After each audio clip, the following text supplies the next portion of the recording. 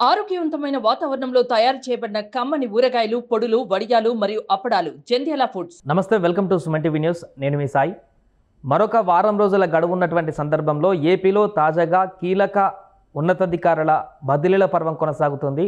డీజీపీని బదిలీ చేసినటువంటి సందర్భంగా కొత్త డీజీపీని నియమించారు. అలాగే అనంతపురానికి సంబంధించినటువంటి పోలీస్ అధికారులను కూడా బదిలీ చేస్తున్నారు. సో రాష్ట్రంలో బదిలీల పర్వానికి సంబంధించి మనం మాట్లాడదాం. మనతో పాటు Suman TV news chief editor Keshav గారు. సార్ నమస్తే. సో వీరిపైన, ఏపీలో ఉన్నటువంటి పోలీస్ అధికారుల పైన చాలా కాలం క్రితమే విపక్షాలకు సంబంధించినటువంటి నేతలు కంప్లైంట్ ఇచ్చినా కూడా ఇప్పటివరకు బదిలీ లాంటి ఏం చేపట్టలేదు. ఇంకా చేస్తారనేటువంటి హోప్స్ కూడా పోయిన సందర్భంలో తాజాగా ఒక్కొక్కరు కీలక నేతలని, ఉన్నతాధికారులని బదిలీ చేస్తూ వస్తున్నటువంటి పరిస్థితి ఎలా చూడొచ్చు అంటారు దీన్ని? వాస్తవానికి ముందే ఇప్పుడు ఈ పాటికి ఎప్పుడో జరిగిపోయి ఉండాల్సినటువంటి బదిలీలు అనేటువంటి భావన చాలా మందిలో ఉంది. ఎందుకంటే ఎలక్షన్ కమిషన్ నోటిఫికేషన్ షెడ్యూల్ ప్రకటన జరిగినటువంటి సందర్భం నుంచే ఆ అధికారులే తమ బదిలీలు ఖాయం తథ్యం అని అనుకున్నారు. కానీ ఇంతవరకు జరగలేదు. అంటే ఒక దాదాపు నెలన్నర 2 నెలలు ఆక్సిజన్ వచ్చినట్టుగానే చూడాల్సి ఉంది. ఈ లోపు జరగాల్సినటువంటి సర్దుబాట్లు అన్నీ కూడా జరిగిపోయి ఉండొచ్చు. ఎందుకంటే మనం ఆల్రెడీ గమనించాం కదా తెలంగాణ రాష్ట్రంలో ఏం జరిగింది ఏంటనేది. గతంలో కూడా 2019 ఎలక్షన్స్ సందర్భంలో చూస్తే కూడా ఎన్నికల షెడ్యూల్ ప్రకటన జరిగిన వారం 10 రోజుల్లోపే రాష్ట్ర డీజీపీని, ఇంటెలిజెన్స్ చీఫ్ని, చీఫ్ సెక్రటరీని కూడా మార్చేశారు. కానీ ఇప్పుడు ఇక్కడ ఆంధ్రప్రదేశ్లో అంత వేగవంతమైనటువంటి పరిణామాలు అయితే జరగల. ఒక 3-4 చోట్ల, అది కూడా సంఘటనలు జరిగిన తర్వాత.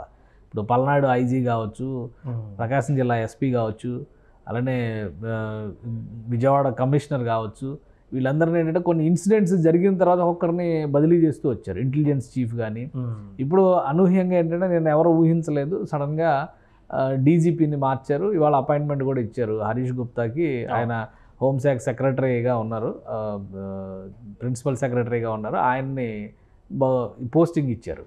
ప్రజెంట్ మళ్ళీ అనంతపురం ఎస్పీ కూడా సరెండర్ అవ్వాలని చెప్పని ఆర్డర్స్ ఇచ్చినట్టుగా, అంటే జిఐడికి సరెండర్ అవ్వాలని చెప్పని ఆర్డర్స్ ఇచ్చినట్టుగా తెలిసింది.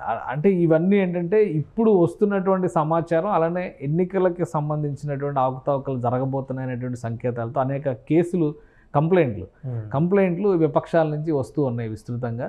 వీటన్నిటిని దృష్టిలో పెట్టుకొని బహుశా కేంద్ర ఎన్నికల సంఘం ఈ డైరెక్షన్స్ అన్ని ఇస్తున్నట్టుగా మనం భావించాలి. ఇంకా ఎన్ని ప్లేస్లలో మార్పులు జరిగేటువంటి అవకాశం ఉందంటారు? ఎందుకంటే చాలా మంది మీద కంప్లైంట్ ఇచ్చారు. 1-2 చోట్ల ఇంకా చేయగలుగుతారు. ఎందుకంటే మొత్తం మీద మనకి టైం ఉన్నది ఎంత, 5 days, 4 రోజులు. ఇప్పుడు ఇది కూడా డీజీపీని మార్చడాన్ని మనం ఏ విధంగా చూడాలంటే చివరి 3-4 రోజులు ఎలక్షన్ క్యాన్వాసింగ్ కంప్లీట్ అయిన తర్వాత రోజు ఎక్కువ శాతం ఈ డబ్బులు పంపిణీలు ఇట్లాంటి వాటన్నిటిని కూడా చాలా సీరియస్గా ముందుకు తీసుకెళ్లే ప్రయత్నం జరుగుతుంది అనేటువంటి ఆరోపణలు, అలానే వాటికి సంబంధించినటువంటి కొన్ని ఆధారాలతో కూడినటువంటి కంప్లైంట్లు కూడా వస్తున్నాయి. వీటన్నిటిని దృష్టిలో పెట్టుకొని ఇమీడియట్గా బహుశా ఒక నిర్ణయం తీసుకోవాలని ఫైనల్ కన్క్లూజన్కి ఎలక్షన్ కమిషన్ వచ్చినట్టుగా మనం అర్థం చేసుకోవాల్సి ఉంటుంది. కానీ ఇది కూడా చాలా డిలేడ్.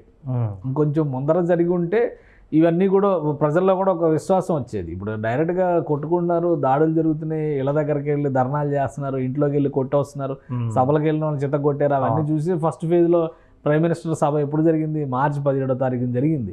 అప్పుడు వచ్చిన కంప్లైంట్ల మీద యాక్షన్ తీసుకోవడానికి ఏప్రిల్ నెల వచ్చింది. మళ్ళీ తర్వాత ఇప్పుడు యాక్షన్ తీసుకుంటున్నారు.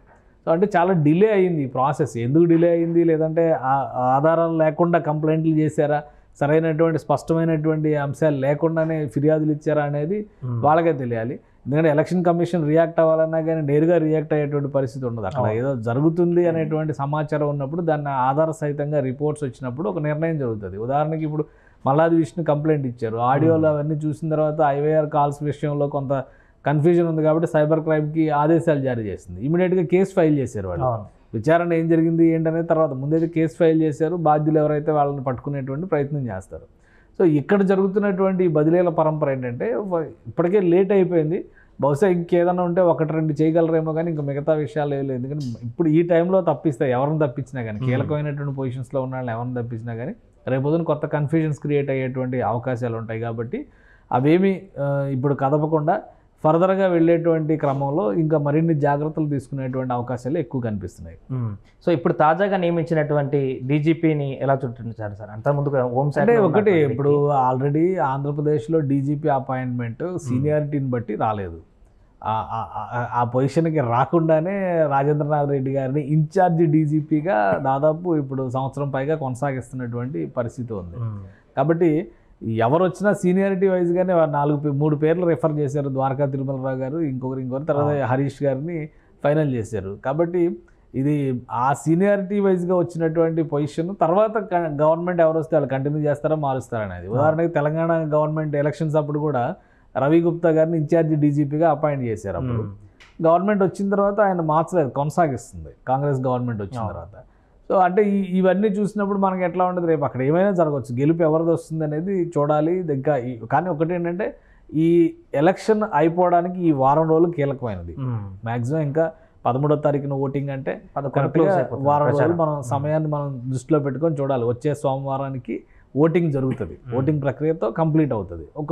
ఆ 2 రోజులు ఒకవేళ రీపోలింగ్ ఏమన్నా 1-2 చోట్ల ఉన్నాయి కానీ ఆ 2 రోజులు మినహాయం చూస్తే మళ్ళీ కౌంటింగ్ వచ్చే వరకు కూడా లా అండ్ ఆర్డర్ని చాలా జాగ్రత్తగా ప్లేస్ చేసుకోవాల్సి ఉంటుంది. ప్లస్ ఇంకోటి ఏంటి, రిజల్ట్ వచ్చిన రోజున మళ్ళీ ఏం జరుగుతుందో తెలియదు. సో ఆ రిజల్ట్ని బట్టి ఆవేశాలు ఉంటాయి. వీటన్నిటినీ ఇప్పుడు జాగ్రత్తగా స్ట్రీమ్లైన్ చేసుకోవాల్సినటువంటి బాధ్యత కొత్తగా వచ్చినటువంటి అధికారుల పైన ఉంటుంది. అదే క్రమంలో విపక్షాలు ఇచ్చేటువంటి ఫిర్యాదులు కూడా చాలా కీలకమైనటువంటి ఫిర్యాదులు. చాలా చోట్ల అధికారులు సహకరిస్తున్నారని ఇప్పుడు నిన్న పోస్టల్ ఓటింగ్ జరిగేటువంటి క్రమంలో చాలా చోట్ల గతంలో ఎప్పుడు లేదు అలా. ఇప్పుడు అసలు పోస్టల్ బ్యాలెట్ జరుగుతుంది అన్న విషయం కూడా ఎవరికి తెలిసేది కాదు పెద్దగా. ఈసారి పెద్ద క్యూ లైన్లు ఉన్నాయి, అక్కడ స్టాఫ్ షార్టేజ్ ఉందని చెప్పి అన్నారు. ప్లస్ ఓటింగ్ చేసేటువంటి క్రమంలో కొంతమందికి మీ ఓట్లు ఇంకా రాలేదని చెప్పి వెనక్కి పంపించారు.